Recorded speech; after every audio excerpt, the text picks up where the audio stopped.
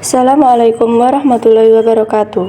Perkenalkan, saya Eva Wahyu Ramadona dengan NIM 222111242 dari kelas 3G Fakultas Hukum Ekonomi Syariah. Di sini saya akan menyampaikan beberapa materi, yaitu yang berkaitan dengan sumber-sumber tafsir, di mana tugas ini untuk memenuhi tugas individu dari mata kuliah ilmu tafsir. Langsung saja ya teman-teman, topik pembahasan pada kali ini yaitu yang pertama ada wahyu, yang kedua ada ro'yu atau ijtihad, yang ketiga Israiliyat, dan yang keempat ada syair jahiliyah. Langsung saja kita masuk pembahasan yang pertama, yaitu yang berkaitan tentang wahyu. Wahyu itu berasal dari kata waha yang memiliki arti tersembunyi dan cepat. Secara sistematik pula, wahyu memiliki makna isyarat yang sangat cepat, surat tulisan, dan segala sesuatu yang disampaikan kepada orang lain untuk diketahuinya. Adapun pengertian wahyu secara istilah, yaitu wahyu adalah pengetahuan yang diperoleh seseorang yang diyakini bahwa pengetahuan itu datang dari Allah SWT.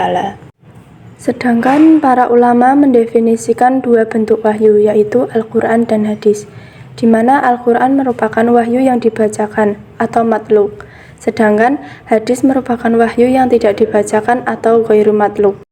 Selanjutnya, wahyu menjadi sumber tafsir pada masa Rasulullah, sahabat, dan tabi'in. Masa Rasulullah sendiri adalah masa turunnya Al-Quran, tetapi pada masa sebelum turunnya Al-Quran sudah ada penafsiran terhadap Al-Quran.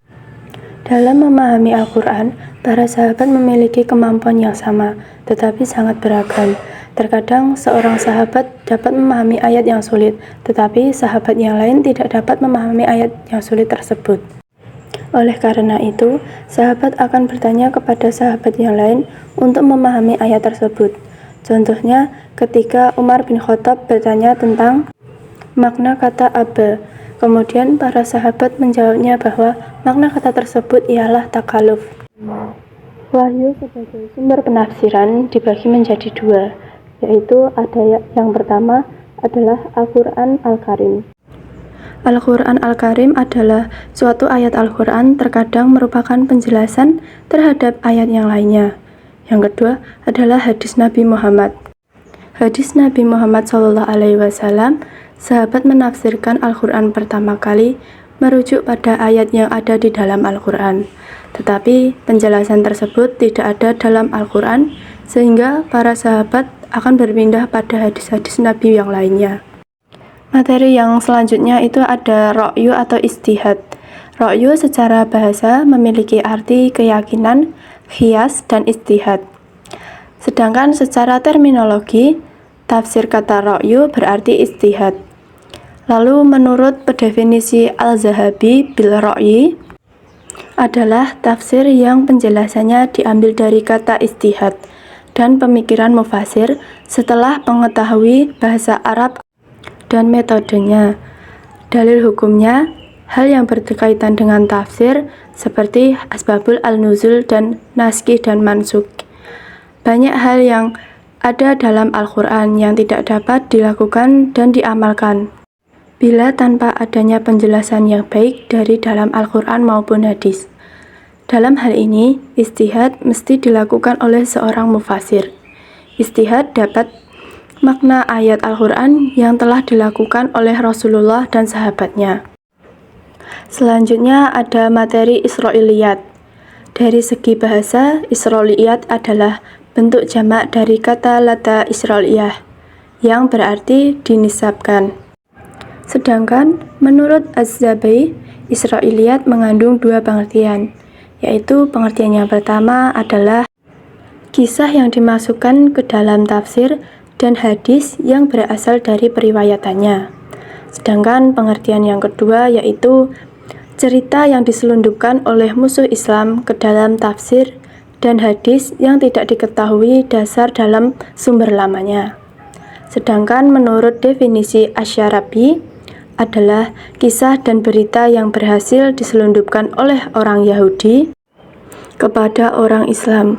Menurut Sayyid Ahmad Khalil mendefinisikan Israiliyat adalah riwayat yang berasal dari ahli kitab baik yang berhubungan dengan mereka maupun yang tidak ada hubungannya dengan mereka. Dari ketiga definisi tersebut, para ulama sepakat bahwa sumber dari Israiliyat adalah umat Nasrani dan Yahudi, tetapi umat Yahudilah yang menjadi tokoh utama dari perkataan Israiliyat. Sedangkan kita masuk pada materi yang terakhir, yaitu syair jahiliyah.